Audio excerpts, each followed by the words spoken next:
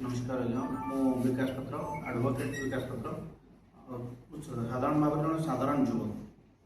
तो समाज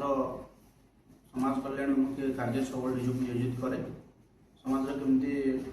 सब कार्य ठीक ठाक हम कौन बेनियम काम न हो जो कार्य द्वारा साधारण लोक मान किसी क्षयक्षति घटो से जिन को विरोध करके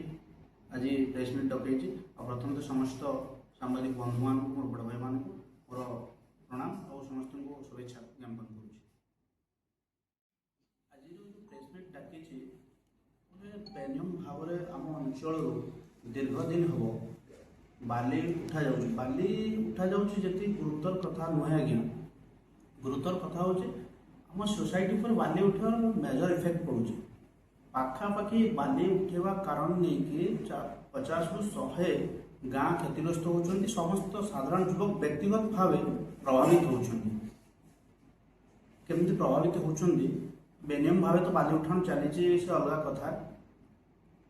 20टा 25 ट्रिप नवार तांकर नियम रही मुझे आपको 10टी 12टी पॉइंट कहबी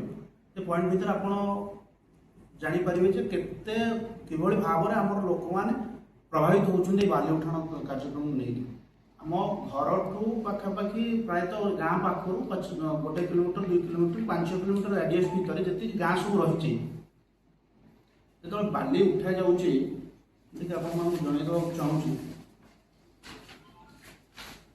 नदीर सरकार नियम अनुसार प्रथम कथा बाली उठा जाऊँगी द्वितीयटी हूँ नदी जी अंचल बाली उठा सरकार अनुमति देती ताठू से जगह से बाली न उठे अन्य जगह बाली उठाऊँ थार्डली गोटे हाईवे गोटे हाईवे जो 10 चकिया 12 चकिया हाईवे जी परिमाण बाली जावा कथा ताठू उर्ध परिमाण बाली नौ जो फल कि बाली जी भारसाम्य नहीं जावा कथा ताठू अधिक भारसाम्य क्षतिग्रस्त होती एक्सीडेंटली केसेस अराइज हो तो निर्धारित गोटे समय सीमा सरकार गोटे समय सीमा निर्धारित कर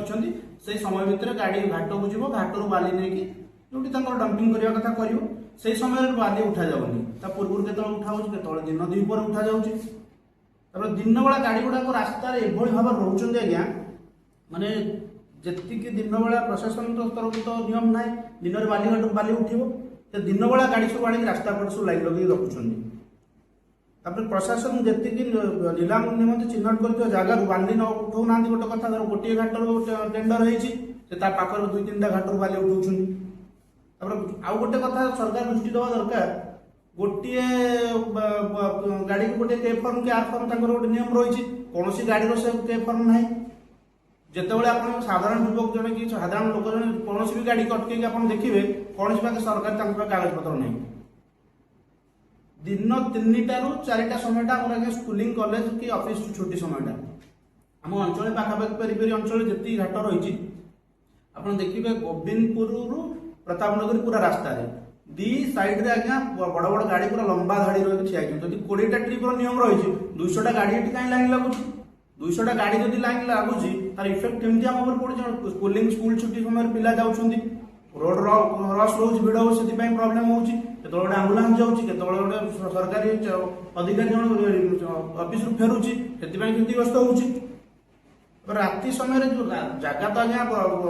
रोड देखते आप के चौड़ा के कौन रोच गाड़ी शीघ्र जा दिन को 2-3 ट्रिप करेंगे बोली पूरा द्रुत गति जीवास आज्ञा कर जो गोटे मेजर असुविधा राति बहुत लोक क्षति होते काम को जाऊँगी आपण खबर प्रसारित कर नजर भी जा पार गोटे कथा विगत दिन में सब रास्ता गोटे मेजर फैक्ट यहाँ भी पॉइंट ऑफ व्यू मेंशन करेंगे विगत दिन जन छात्री दुर्घटनाग्रस्त मृत्युवरण करता साधारण युवक भी ये एक्सीडेंट मृत्युवरण करता जदि प्रशासन यही सब जिन प्रति गुरु दायित्व न दिए प्रशासन यही सब जिन प्रति गुरु दायित्व न दिए आगामी दिन में साधारण लोकंर क्षयक्षति अधिक हम किंतु यही सब क्षयक्षति आम बर्दाश्त करूँ आगामी दिन में समस्त बालीघाट को सरकार स्तर अनुमति थाऊ न थाऊ से बंद करूँ जदि भी अनुमति सरकारी अनुमति आम रूल्स को वायलेंस करूनी जी नियम थी से ने तो आगामी दिन राजरास्ता रोक हम युवक छात्र मैंने आसवे आगू को विरोध कड़ाकड़ी भाव कर ଅନେକ ଥର ଆଜ୍ଞା ଜଣାଯାଇଛି ଯେତେବେଳେ ମାଇନିଂ କୁ ଯାଇ ନଥିଲା ଜିନିଷ ତହସିଲ ଯେତେବେଳେ କଣ୍ଡକ୍ଟ କରୁଥିଲା ତହସିଲଦାରଙ୍କୁ ବାରମ୍ବାର ଜଣା ହେଇଥିଲା। ଏବେ ମାଇନିଂ କଣ୍ଡକ୍ଟ କରୁଛି, ମାଇନିଂ କୁ ଜଣା ଯାଉଛି, ଲିଖିତ ଆକାରରେ ଦିଆଯାଇଛି, ତ କାଗଜ କଲମରେ ଆଜ୍ଞା ଅଟକିକି ରହୁଛି। ସମସ୍ତେ ହଁ ହଁ କହୁଛନ୍ତି, ସମସ୍ତେ ନିୟମ କହୁଛନ୍ତି ଏଇ ନିୟମ ରହିଛି, କିନ୍ତୁ ସେଇ ନିୟମରେ କିଛି କାର୍ଯ୍ୟକାରୀ ହଉନି। କୋଉ କୋଉ ବିଭାଗକୁ ଆପଣ ଜଣାଇଛନ୍ତି ଲିଖିତ? ଆଜ୍ଞା ମେଜରଲି ତ ଆଜ୍ଞା ଏଇଟା ଆମେ ପ୍ରଥମ ପ୍ରିଲିମିନାରୀ ଷ୍ଟେଜରୁ ପୋଲିସ ବାଲାଙ୍କୁ ଇନଫର୍ମ କରୁଛୁ, ତହସିଲକୁ ଇନଫର୍ମ କରୁଛୁ, ଏ ବାବଦରେ ସବ୍ କଲେକ୍ଟର ଜିଲ୍ଲାପାଳଙ୍କୁ ବି ଦେଖା କରିଥିଲୁ, ଉପଜିଲ୍ଲାପାଳଙ୍କୁ ବି ଦେଖା କରିଛୁ। ବିଗତ ଦିନରେ ସବୁ ବାବଦରେ ଆମେ ମାଇନିଂ ଅଫିସରଙ୍କୁ ବି କହିଥିଲୁ। ପ୍ରଥମେ ସେମାନେ ଦାୟିତ୍ୱ ରଖୁଥିଲେ, ଶୁଣୁଥିଲେ, କିନ୍ତୁ ଏବେ ଏତେ ମନମାନି ଚାଲିଛି, କୌଣସି ଅଫିସର ବି ରେସ୍ପନ୍ସ କରିବାକୁ ପ୍ରସ୍ତୁତ ନାହାନ୍ତି। ଜଣକୁ ଅଫିସରଙ୍କୁ କହିଲେ ସେ କହୁଛନ୍ତି ଆପଣ ଥାନାରେ କୁହନ୍ତୁ, ଥାନାବାଲାଙ୍କୁ କହିଲେ ସେ କହୁଛନ୍ତି ଆପଣ ତହସିଲରେ କୁହନ୍ତୁ, ତହସିଲକୁ କହିଲେ ସେ କହୁଛନ୍ତି ଆପଣ ମାଇନିଂ କୁହନ୍ତୁ। ନିଜ ମୁଣ୍ଡରୁ ସମସ୍ତେ ଦୋଷ କାଢି ଦଉଛନ୍ତି। ଗୋଟେ କଥା ଆସୁଛି, ଆପଣ କହିଲେ ଯେ ଲିଗାଲ ଘାଟ ଉପରେ ସବୁ କହିଲେ, ବର୍ତ୍ତମାନ ଆମର ପ୍ରତାପ ନଗରୀ ଠାରୁ ଅପ୍ ଟୁ ଝାରପଡା ଆପଣ ଯାଆନ୍ତୁ ଗ୍ରାମ ସାଇଡ୍ ପର୍ଯ୍ୟନ୍ତ ଇଲିଗାଲ ଘାଟ ସବୁ ଚାଲିଛି, ସେ ବାବଦରେ ଆପଣ? ଏଇଟା ବଢିଆ ପ୍ରଶ୍ନଟି ଆପଣ କରିଛନ୍ତି। ଗୋଟିଏ ଘାଟକୁ ଆଜ୍ଞା ଅନୁମୋଦନ ଅଛି ସରକାରୀ ସ୍ତରରେ, ତାର ନିୟମ ରହିଛି, ସେ ପ୍ରତିଦିନରେ ଏତିକି ଟନେଜ ହଉ କି ଏତିକି ଟ୍ରିପ୍ ୱାଇଜ ବାଲି ଉଠେଇବ। ସେ କିନ୍ତୁ କେତେ ଉଠେଇଲା? 200 ଟ୍ରିପ୍, 20 ଟ୍ରିପ୍ ଜାଗା ସେ 200 ଟ୍ରିପ୍ ଉଠେଇଲା। ତା ପାଖରେ କଣ କଲେ, କିଛି ଲୋକାଲ ଗାଁ ଲୋକ, କିଛି ପିଲା କି କୌଣସି ଲୋକମାନେ ମିଶିକି ଆଉ ଗୋଟେ ଚୋରାଘାଟ ଚଲେଇଲେ। ଯେହେତୁ ସରକାରୀ ନିୟମ ଥିବା ଲୋକଟା ବେନିୟମରେ ଯାଉଛି, ଏମାନେ ପୁରା ଆଉ ଗୋଟେ ପ୍ରକାର ବେନିୟମରେ ସେମାନେ ସଂସ୍ଥା ଚଲେଇଲେ। ଏଇଭଳି ଭାବରେ 2-4ଟା ଘାଟ ଖୋଲି ଯାଇଛି। ଆପଣ ଏଟା ସଠିକ ନଜର ରଖିଛନ୍ତି। ଯୋଉଠି ବି ଘାଟ ଚାଲୁଛି ଆଜ୍ଞା, ସେଠି ସ୍ଥାନୀୟ ଯୁବକ ମାନଙ୍କ କି ସ୍ଥାନୀୟ ଜନସାଧାରଣ ମାନଙ୍କ ସହଯୋଗ ରହୁଛି, ତାଙ୍କୁ ଆପଣ କଣ ବାର୍ତ୍ତା ଦେବାକୁ ଚାହିଁବେ? ଯଦି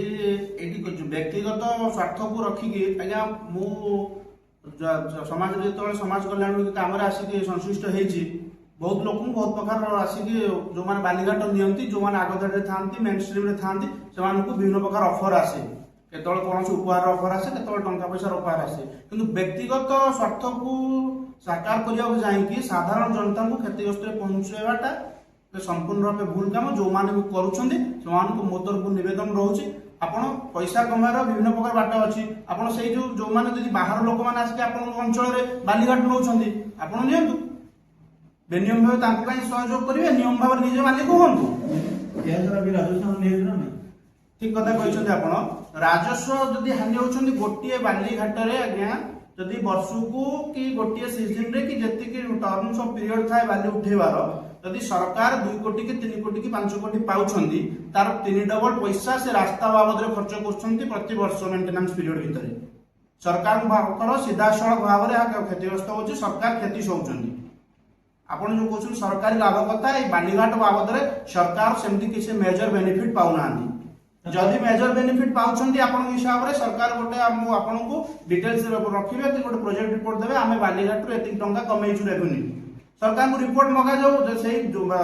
ଯୋଉ ବାଲିଘାଟ ଦେଇକି ଯୋଉ ରାସ୍ତା ଯାଇଛି, ସେଇ ଗୋଟେ ସିଜନ ଭିତରେ ପ୍ରତି ବର୍ଷ କି ବାଲିଘାଟ ଟର୍ମ ପିରିୟଡ ଭିତରେ କେତେ ଟଙ୍କା ସେ ରାସ୍ତାରେ ଖର୍ଚ୍ଚ କରିଛନ୍ତି। ସରକାରୀ ନିୟମ ରହିଛି ଆଜ୍ଞା, ଯୋଉ ଖଣି ଖାଦାନ ଅଛି, ବାଲି ବି ମାଇନିଂରେ ଯାଉଛି, ସେଟା ଉଠାଯିବ। ସରକାର ଯେତିକି ଦେଇଛନ୍ତି ସେତିକି ଉଠାଯିବ। ସରକାର ତ ନିୟମ ଦେଇଛନ୍ତି 20ଟା ଗାଡିର, 20ଟା ଗାଡି ଗଲେ ରାସ୍ତା କ୍ଷତି ହବନି। 20ଟା ଗାଡି ଜାଗାରେ 200ଟା ଗାଡି ଯିବ ତ ଅବଶ୍ୟ କ୍ଷତି ହବ ନା। ଗୋଟେ ଆପଣ ଦେଖନ୍ତୁ, ସମସ୍ତଙ୍କର ଗୋଟେ ନିର୍ଦ୍ଦିଷ୍ଟ ପରିମାଣ ବହନ କରିବାର କ୍ଷମତା ରହିଛି, ରାସ୍ତାରେ ବି ରହିଛି ଆଜ୍ଞା। ଯୋଉ ରାସ୍ତାରେ 20ଟା ଗାଡି ଯିବା କଥା, ସେ ରାସ୍ତାରେ ଯଦି 200ଟା ଗାଡି ଯିବ, ଏଥିପାଇଁ କେବଳ ମାନେ ସରକାର ତ ନିର୍ଦ୍ଦେଶ କରିଥିଲେ, କିନ୍ତୁ ଏଥିପାଇଁ କଣ ମାନେ ବାବାଲି ମାଫିଆ କେବଳ ଦାୟୀ ତାଙ୍କ ଲାଭ ପାଇଁ, ନା ତା ସହିତ ବି ଅଧିକାରୀ କମ୍ପ୍ଲେନ କରୁଛନ୍ତି, ଆମକୁ ବୁଝେଇ ଦଉଛନ୍ତି, ଆମେ ପୁଣି ବୁଝେଇ ଦଉଛନ୍ତି, ଦ୍ୟାଟ୍ ମିନ୍ସ ନୁହେଁ ଯେ ଆମେ ବୁଝି ଯାଉଛୁ। ସେଠି ହୋପଲେସ୍ ହେଇ ବହୁତ ଲୋକ ଫେରୁଛନ୍ତି। ଯୋଉ ଦିନ ଏ କଥା ରାଜରାସ୍ତାରେ ପଡିବ, ଯୋଉ କଥା ଯାଇକି ବିଧାନସଭାରେ ପଡିବ, ସେତେବେଳେ ସରକାର ପ୍ରଶାସନ ଚେକ୍ ହେବେ। जो पर्यंत ये कथा ये सीमित रही बालीघाट सीमित रही लोकाल एरिया सीमित रही किसी लोक भयवशत किसी कहूना किसी लोक जो मैंने अन्याय विरुद्ध स्वर उत्तोलन कर सरकारी सहायता मिल सॉरी सरकारी सहायता तो द्वितीय कथा सरकारी ऑफिसर सहयोग मिलूना जो लोक मान रोकठोक कर क्षमता रही से क्षमताशाली व्यक्ति विशेष माने सहयोग करूना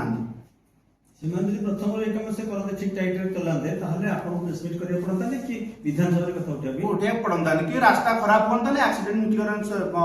ଠିକ ରୁହନ୍ତା, କୌଣସି ଦୁର୍ଘଟଣା ହୁଅନ୍ତା ନାହିଁ କି କୌଣସି ଗୋଟେ ପରିବାର ମେରୁଦଣ୍ଡ ଗୋଟେ ପୁଅ 30 ବର୍ଷର 32 ବର୍ଷର ପୁଅ ରାସ୍ତା କଡ଼ରେ ପଡ଼ିକି ମୃତ୍ୟୁବରଣ କରନ୍ତାନି। ବିଗତ ଦିନରେ ଏହା ଘଟିଛି, ଆମ ଅଞ୍ଚଳରେ ଘଟିଛି।